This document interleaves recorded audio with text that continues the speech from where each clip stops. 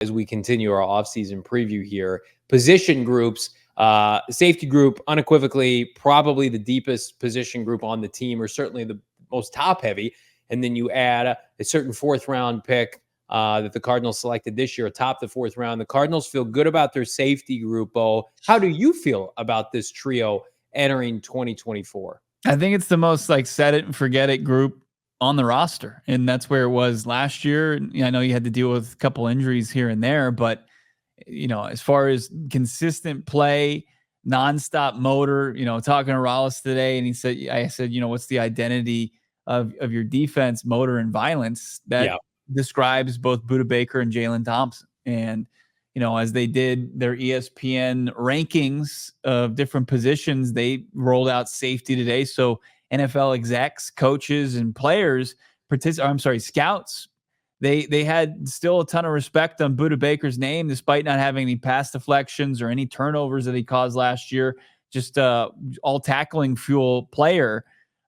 He's still ranked 6th on their list. He's a top 10 safety according to a collection of league exec, scouts, and coaches. So ton of respect on his name. Kind of disappointed to not see our guy JT at least get an honorable mention in that situation. But I like the two guys, the two vets. Sashri, we'll see if he continues to be around with this team. And then the addition, as you mentioned, with Robert Taylor Demerson out of Texas Tech, who, our guy Baldy was really high on Taylor Demerson coming out of Texas Tech. Yeah, it's a group that has a lot of potential, but also two proven commodities. And you mentioned ESPN ranking Budda Baker 6th overall. This is what they had to say. He hasn't dropped off at all as far as his ability to close on the football, be disruptive, play with physicality, leadership, football smarts, etc. An NFL coordinator said the Cardinals defense really missed him early in the year when he missed a few games, certainly no more than the Washington collapse, Bo, or the Giants collapse, I should say, when he did not play that game. As you mentioned, Jalen Thompson, I think inexplicably left off this list. The safety position to me is probably one of the biggest in terms of like love fests in the NFL. We're just, hey, let's just go with guys we know. Jalen Thompson played like a top 10 safety last year. Jalen Thompson is an ascending player, and not that Budda Baker is descending, but a lot of the guys on this list are, and I put it out there, like I stand by it. My bold prediction this year is that Jalen Thompson's going to lead the NFL in interceptions under Jonathan Gannon. Like I think he's going to double down on what he did last year and put themselves in a position to have a Pro Bowl caliber season. And I like the players on this list, but like Derwin James has not played a full season, like in a long time. He hasn't been an overly productive player. He had 1 interception last year. I mean, like I would take at this point Jalen Thompson over him. I would take him over Ufunga, who got hurt last year. Justin Simmons is a free agent, unsigned, yet he's on this list. Like Jalen Thompson, well paid, well compensated because he's earned it. He deserves it. He picked off CJ Stroud in the end zone last year. He put a hit on CJ Stroud last year that knocked the wind out of him, almost broke his ribs. But again, like Cardinals, a lot of their personnel is foreign to the NFL landscape. I think this is the coming out party officially this year for Jalen Thompson. I mean, what does he have to do at this point? You look at him over since 2021 in the top 5 as far as total tackles, and then he's gotten his hands on the football in a top 10 capacity for safeties.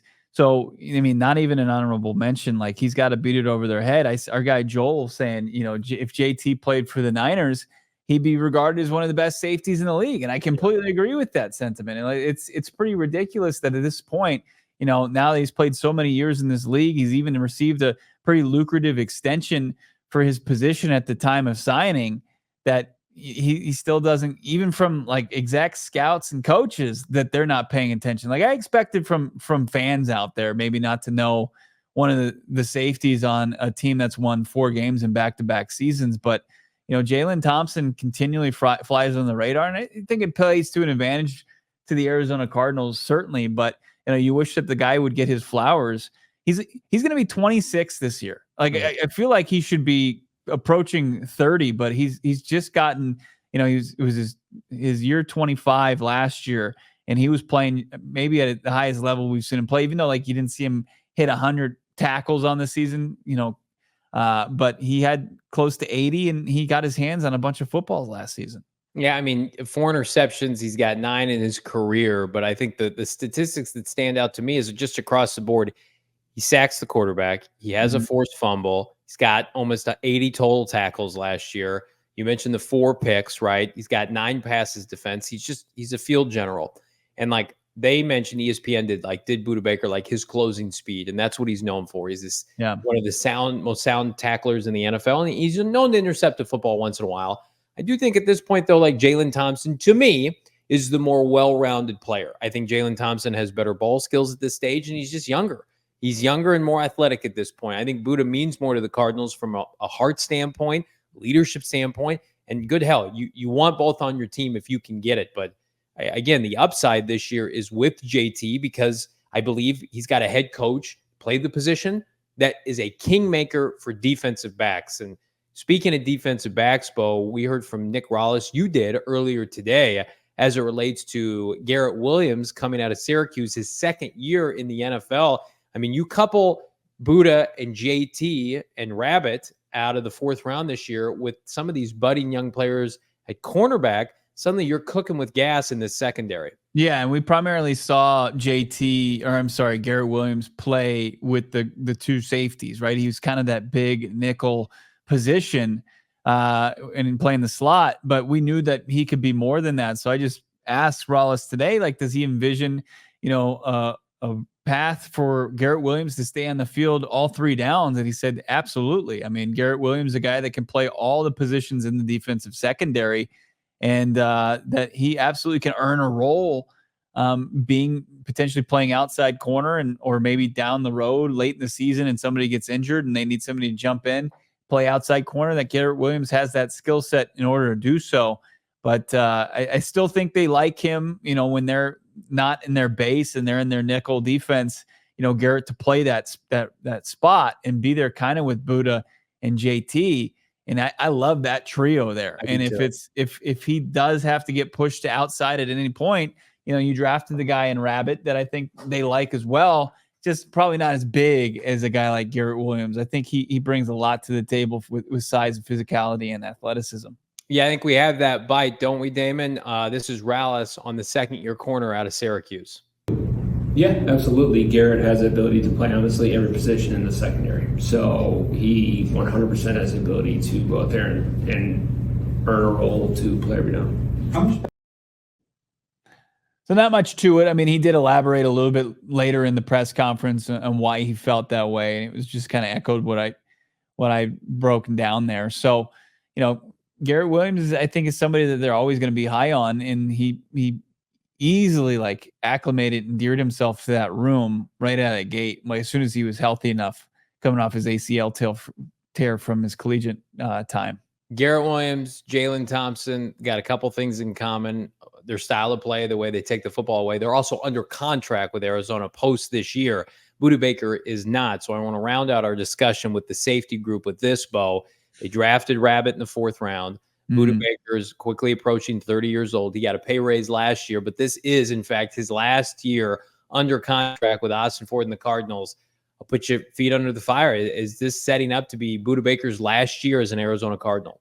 It's all going to be dictated by, I think, his play. Like if he comes out and continues, if he can get his hands on the football, something that he hasn't really truly done consistently in his career, but if he can change that and he just turns heads as far as, maybe his play matching what he already does as far as his preparation, his process, and how he leads, his teammates. I think that the Arizona Cardinals, I mean, he makes himself a bit undeniable, but if it's the status quo, if it's something similar to last year, and in this article, pointing out like him getting to the ball carrier, that's great. But what they want to do as a defense is force turnovers. And I think that there might be a bit of a disconnect between where, I think Budda and his representatives want to be and what they think he can continue to earn or what he should earn, and what, the Cardinals want to pay for what production or lack thereof that they get from that position. You just feel like when Justin Simmons is sitting out there as a street free agent in July, and I mean, we've always compared those two players. I think Simmons might even be younger than Budda Baker.